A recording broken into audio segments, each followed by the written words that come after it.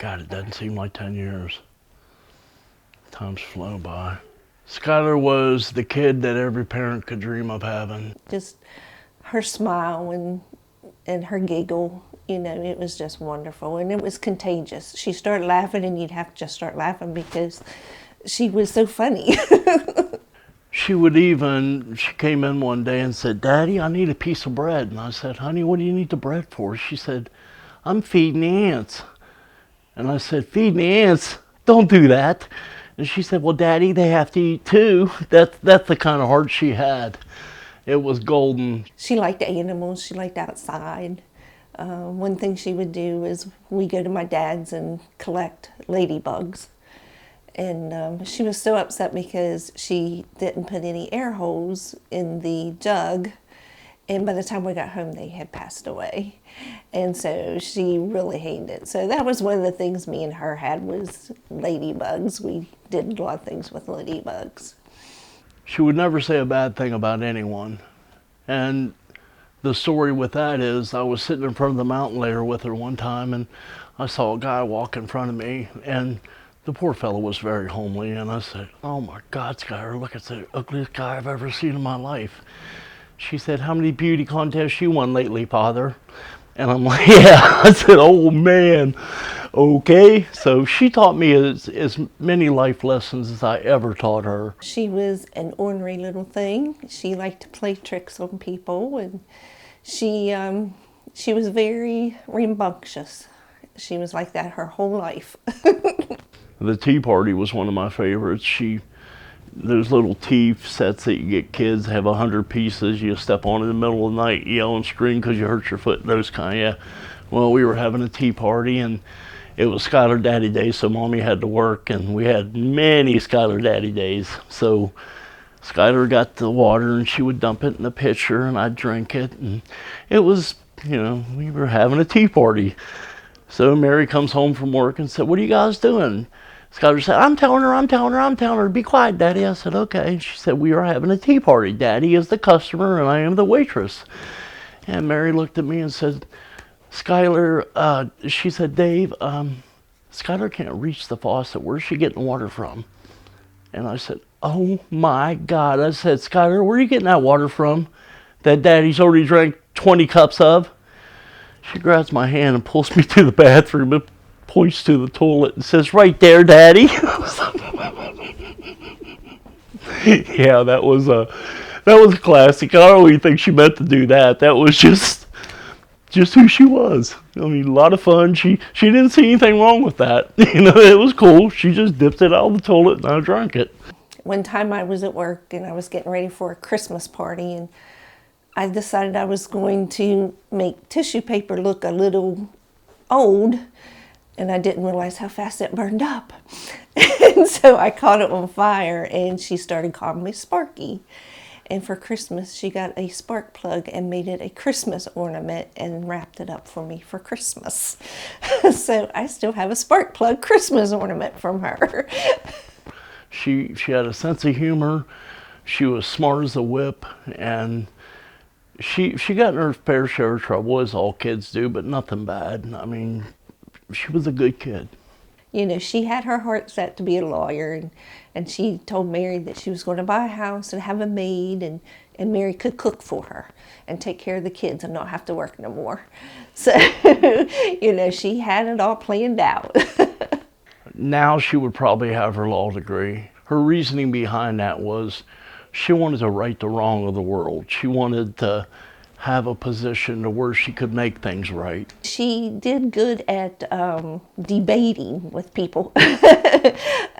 You tell her something and she would have to have the specifics and the why and debate, the good points, the bad points. She was a good debater, so, I really think that she would have been a good lawyer.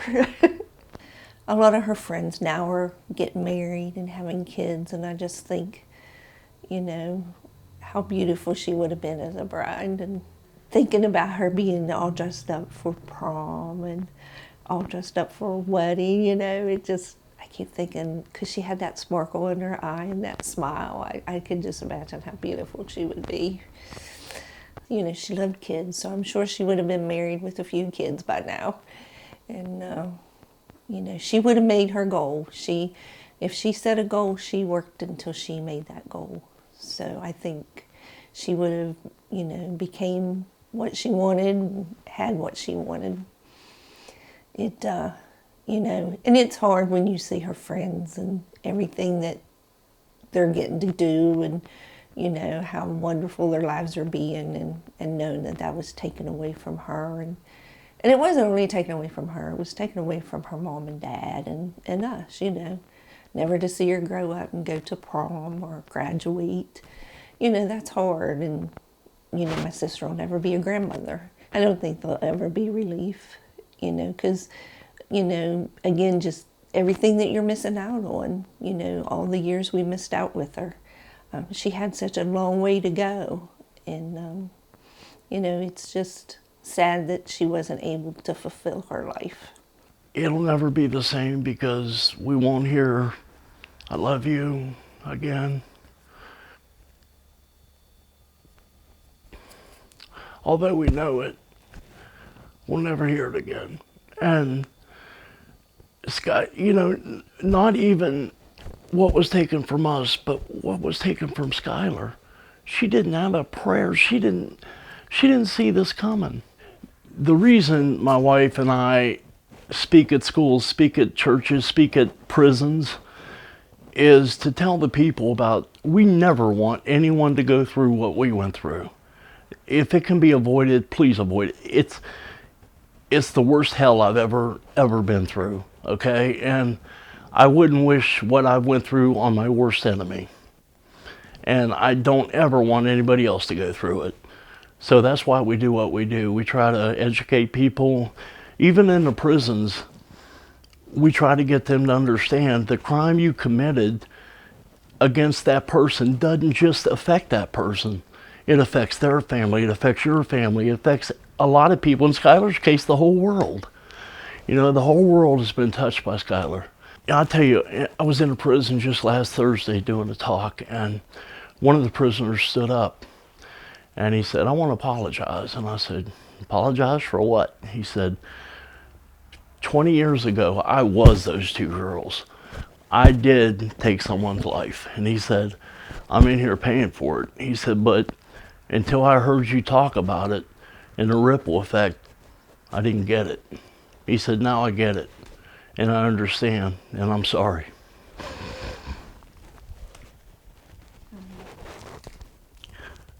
So that shows me that it's working. You know, I have a sister in Virginia. I love her to death. She's so positive and so, you know, straightforward. She gets me through a lot of this tough times just by a few simple words, you know, just by saying, "Hey, I really, you know, I'm behind you. I love you."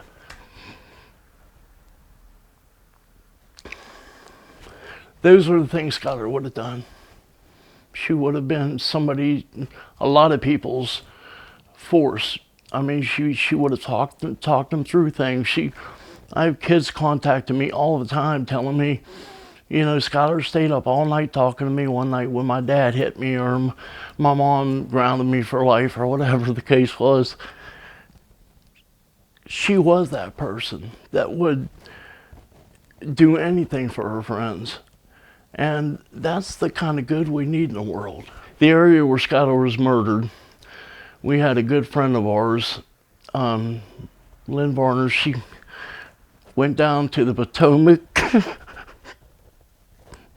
got handpicked all these beautiful rocks, brought them back to Skylar's site, cleaned them all, then painted them in the shape of a huge heart. And the woman, you know, her heart is as big as the whole state of West Virginia, and people have done things like that along the way, and it proves to me that Skylar's memory is alive, and people know she stood for good. And although she was taken from us at a very young age, I want her memory to live on as a positive of who Skylar was, not how she died. You know, parents need to make sure they're involved. Try to know the parents of the children that theirs is hanging around with. You know, it's hard because you can't be 24/7 with them, and they can be one way with you and a total different way with when you're not around. So, you know, just keep your eyes open, pay attention to your children. You know, when they start changing attitudes, you know something's going on.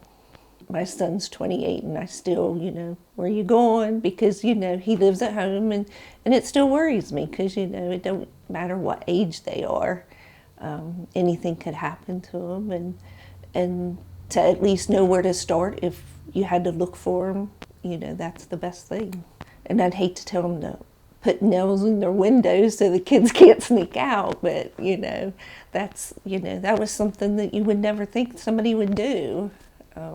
You know, when we found out that that's what Skylar did, it was a very big shock to me because I just never would have thought she would have done that. And so that, you know, it opened my eyes to a lot of things. You know, I don't want any parent or family to have to go through what we've went through.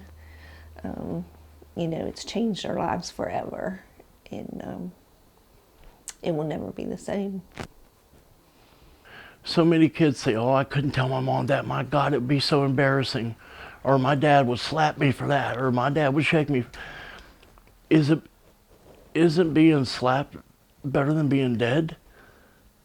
You have to, the parents have to seek what's wrong. You know your kid. You know if there's something wrong. And if they're not acting the way they always did, and they're not acting the way you know your child to act, find out what's wrong and don't take no for an answer. Nothing's wrong, Dad. And I heard that so many times. And I didn't even, you know, I thought, well, she can handle it. If nothing's wrong, she'll come to me. Well, she didn't. In July the 4th, I just start, you know, getting sad and crying. And so it takes a couple of days before I can get over it. I have a lot of pictures, so I look through a lot of the pictures and, you know, look at that a lot. And that helps, you know. I've never erased her phone number from my phone.